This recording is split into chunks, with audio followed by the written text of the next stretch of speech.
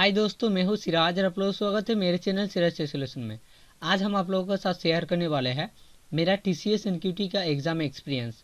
तो चलिए दोस्तों शुरू करते हैं। जैसे मेरा आज एग्ज़ाम टाइमिंग था 8 AM से 11 AM तक। तो पहले मुझे क्या करना पड़ा, 7:30 AM को सेल्फ रजिस्ट्रेशन करना पड़ा। जैसे कि पिछले वीडियो में हम आप लोगों को बताए थे कैसे आप लोगों को सेल्फ रजिस्ट्रेशन करना है। सारा स्टेप आप लोगों को पिछले वीडियो में हम दिखा दिए थे, तो फिर भी और एक बार बता दिए।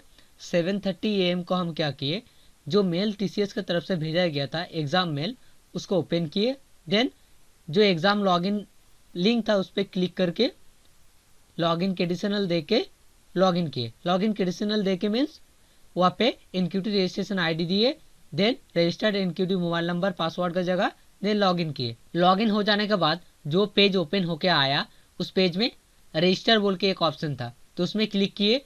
रजिस्टर पे क्लिक करने के बाद ही और एक पेज ओपन हुआ जहाँ पे क्या शो कर रहा था, एक ड्रॉप डाउन लिस्ट, जहाँ पे हम क्या किए, ड्रॉप डाउन से अपना कैमरा सिलेक्ट किए। कैमरा सिलेक्ट कर लेने के बाद खुद का 5 फोटोकॉपी क्लिक किए। देन टर्म्स एंड कंडीशन पे टिक करके सबमिट किए। सबमिट कर लेने के बाद और एक पेज ओपन होके आया, live capture. Then live capture पे क्लिक किए, वो थोड़ा वीडियो कैप्चर किया, देन सबमिट किए। सबमिट कर लेने के बाद ही मेरा सेल्फ रजिस्ट्रेशन कंप्लीट हो गया है। सेल्फ रजिस्ट्रेशन कंप्लीट हो जाने के बाद देन क्या किया, हम जो IBA लॉन्चर एप्लीकेशन था वो तो हम पहले से डाउनलोड करके रख दिए थे, तो उसको लॉन्च करके रखे, सिर्फ मीन्स उसको रन करके रखे।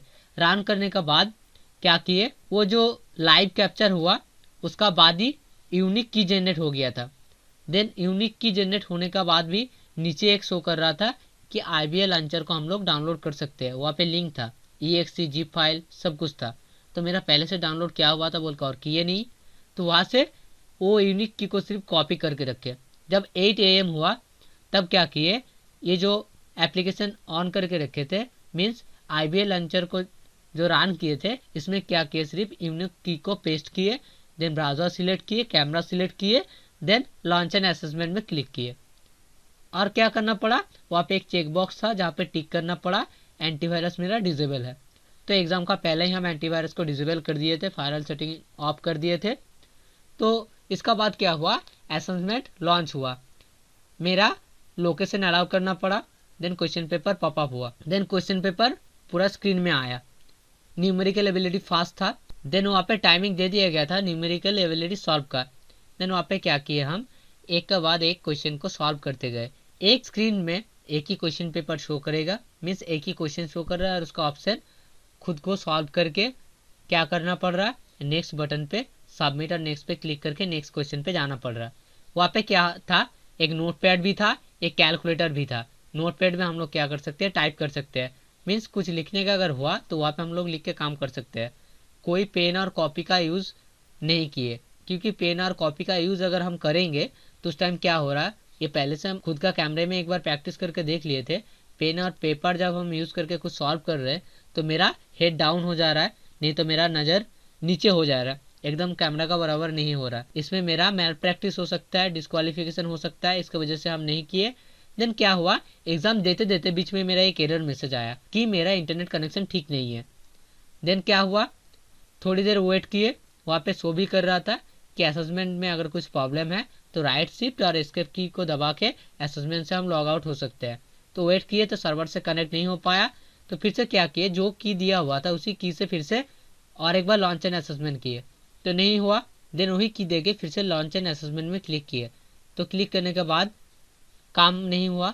देन क्या किए, फिर से जो ब्राउज़र में पेज खुला हुआ था जहाँ पे यूनिक की शो कर रहा था गूगल क्रोम में मेरा, वहाँ पे हम क्या किए, लॉगिन किया हुआ था अगला टैब में, तो उसी टैब में जाकर फिर से लॉन्च ऑप्शन था, लॉन्च पे क्लिक किए तो फिर से एक की जनरेट हुआ, उसको कॉपी करके यहाँ पे पेस्ट किए, लॉगिन किए, फिर से एग्जाम में हम एंटर हो पाए। देन उसका बाद हम फिर से एग्जाम देते गए।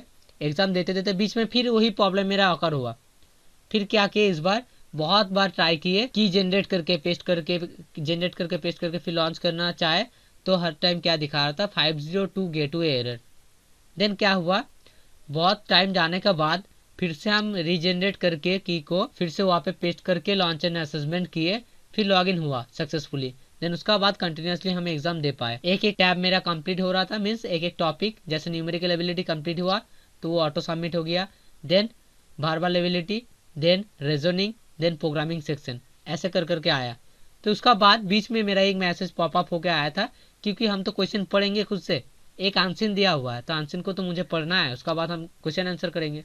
तो हम खुद से पढ़ रहे, तो वहाँ पे मेरा मैसेज पॉपअप होकर आ रहा कि खुद से बात ना करे और इधर उधर ना ताके। तो एक पॉपअप मैसेज होकर आया 2 बार कि इसका वजह से मेरा डिस्क्वालिफिकेशन हो सकता है।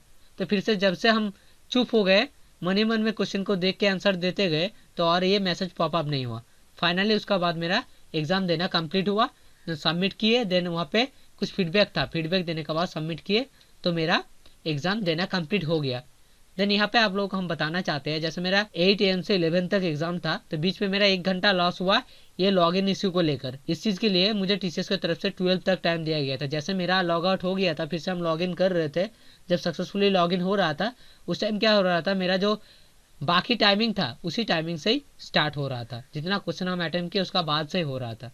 तो जो एक्स्ट्रा 1 घंटा मेरा लॉस किया था वो मुझे मिल गया। देन ये छोड़ के भी मोबाइल में एक मैसेज आया है, अगर कोई इंटरप्ट का वजह से मेरा एग्जाम हम अच्छी तरह से दे नहीं पाए तो फिर से हम 25 का लास्ट सेशन में एग्जाम फिर से और एक बार दे सकते हैं। तो आप लोगों को हम बता दें कि आप लोगों को कैसे कोई इशू आया तो उसको कैसे सॉल्व करना है। और एक चीज़ है, अगर आप लोगों का ऐसा इशू आया सॉल्व नहीं हो पाया तो टीसीएस का जो हेल्पलाइन नंबर दिया गया है, मेल पे भेजा गया है, देखिएगा आप लोगों का, वो हेल्पलाइन नंबर से आप लोग कॉल करके अपना इशू बता सकते हैं। और कोई टेंशन मत लीजिए, क्योंकि अगर कोई एरर भी आएगा, दे नहीं पाएंगे, तो आप लोगों को शायद नेक्स्ट चांस भी मिलेगा एग्ज़ाम देने का, अगर कोई टेक्निकल इशू टीसीएस की तरफ से हुआ तो। और एक बात हम बोलना चाहते हैं, जो रूम में आप लोग एग्ज़ाम देंगे, प्लीज़ उस रूम में आप छोड़ के, मीन्स आप लोग छोड़ के और कोई रहना नहीं चाहिए। अगर कोई रह गया, उसका बात सुनाई दिया है, तो यहाँ पे आप लोगों का डिस्क्वालिफिकेशन हो सकता है। और पेन और पेपर का यूज़ मत कीजिए, अगर कैमरे में विजिबल हो गया तो आपका डिस्क्वालिफिकेशन हो सकता है। तो चलिए दोस्तों, आज के लिए बस इतना ही, फिर मिलते हैं एक नया वीडियो लेकर। अगर मेरा वीडियो आप लोगों को अच्छा लगा तो please like, comment, share and subscribe, hit the bell icon and get the latest video update.